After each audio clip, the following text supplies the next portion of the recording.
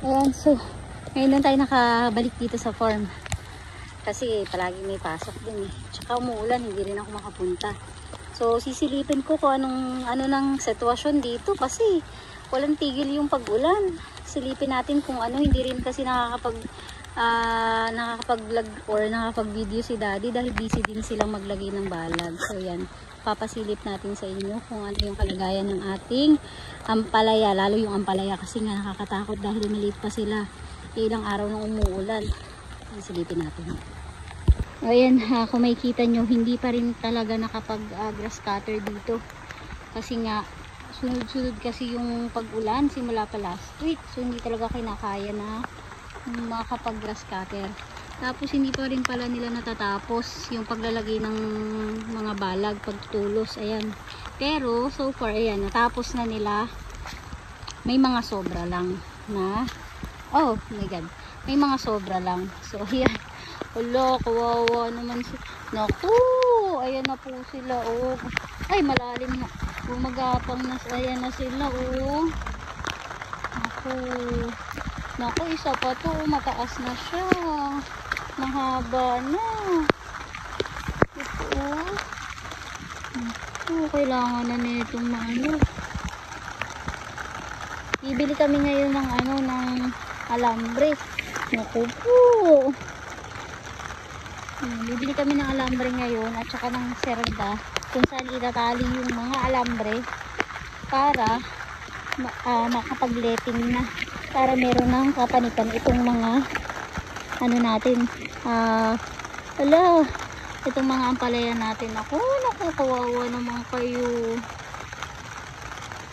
Paano bang gagawin sa inyo? Dito ko na lang sa naku po. Ako, lahat sila tumubo na. Alam ko dito sa dulo, ano eh.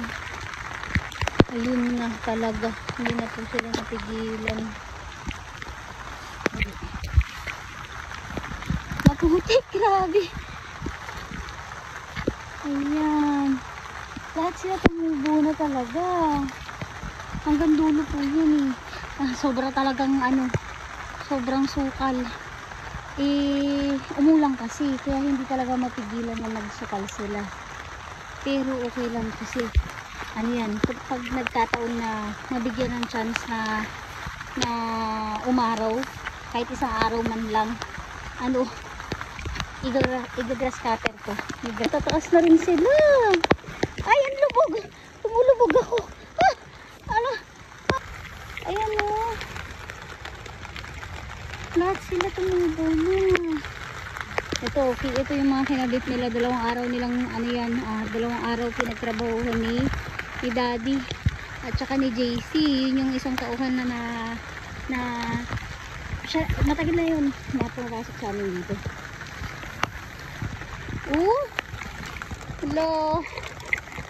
Hello, kawawa naman kayo.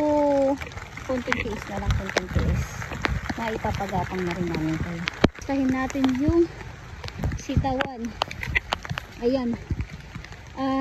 Maayos naman sila, oh. Ayan. Maayos yung sitaw. Maganda. Mukhang ano na to, mukhang ayan, oh. Nag-aano na rin sila, oh. Ganda. Hindi na namin to sinete or yung pinaletter L kasi nga nag-uulan naman kasi talaga, so ang hirap. Ito, tinatawag tayo dun. Maganda yung lagay ng ano, maganda yung lagay, syempre alam nyo na, Negro Star yan, maganda talaga ang dahon yan, Negro Star yan eh. So kailangan natin gumawa ng kanal talaga. Yan. Maganda naman yung serga dito eh, talagang baon na baon yung serga. Ano ba yung bumabaon yung paa ko? Maganda yung tubo ng sitaw, no? Ay, Diyos ko po. Tapos lahat, kailangan na nilang gumapang. Kailangan na lahat gumapang yung ano. Oo, bibili tayo, bibili. Mamaya or bukas. Ayan, no? Oh. Naghahanap sila dito ng sariling kakapitan. Grabe yung mga damo. Pababa kawayan, no? Papunta dyan sa damuhan. Kasi mataas naman yung sitaw. Ito yung pinakamataas na parte. Okay. Walang Sakto pa lang naman, sakto lang naman din. Kahit kung titignan nyo naman kasi ilang araw na ang umuulan, pero mukhang hindi naman din nalulubog ng sobra. Kasi itong part na to, itong pinaniman ng sitaw, medyo mataas to eh.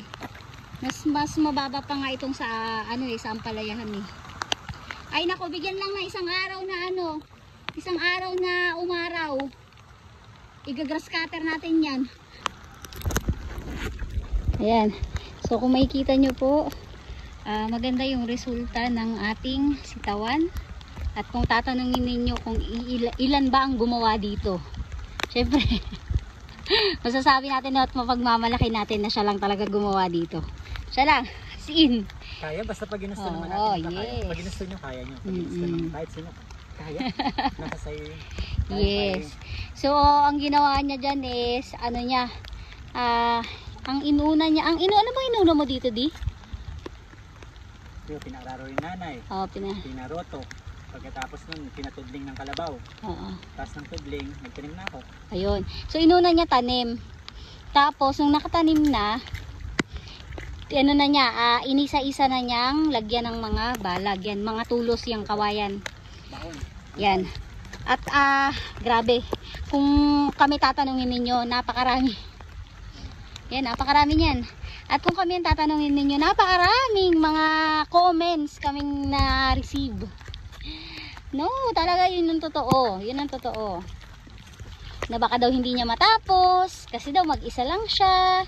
Baka daw abutin siya ng siyam-siyam. Pero tingnan nyo, ayan. Nakatanim na po. Nakatanim na po. At tumubo na. Ilang ano na lang to. Siguro in 2 weeks time eh. In 2 weeks time, makakahalaw na, makaka-harvest na tayo. So, walang imposible kapag ano dun yung will mo na matapos. Kasi gusto mo. 'Di ba? So, siya lang ang nagtanim, siya naglagay ng balag, siya rin ang naglagay ng letting. Siya rin ang nag-grass cutter dito. Siya lahat as in. So, hindi niya kailangan ng tao kasi ano na siya, multiple times siya. Times 10. Times 10. So, ganyan kasipag yung asawa ko at mapagmamalaki ko yan. Diba? Oh, tingnan mo naman. Oh, diba? Tapos, siyempre si nanay tumulong din. Tumutulong siya. Madaling araw, umigising na yun. Tapos, sinusundan niya yung mga damo. Sinusundan niya yung mga gumagapang. Pinapagapang niya sa letting. Yan. Kaya halos lahat nakapalupot na siya, nakagapang na siya kasi si Nanay Terry talagang masipag din talaga. Kahit sawayin mo yun, hindi yun magpapasaway. Talagang gusto pa rin niya talagang kumilos. Kaya pinag-iingat namin lalo pa umuulan eh. So ayan na po. In 2 weeks, ha-harvest na tayo ng Negros Star sitaw. Tapos yung ating ampalaya, possible yan first week ng September. At Lord, patilain mo po muna saglit yung ulan kahit isang araw man lang. yun lang. Okay? So, ayan po ang update sa aming sitawan at ampalayahan. Wala kahit lip miner, walang kahit ano. So, kapag umaraw, kailangan mong sundan yan para sa lip miner kasi talagang ano din yan. Tas punggos dahil nga Punggos talaga. dahil umulan. So, yan. Ikakamatay. Ganda ng dahon eh.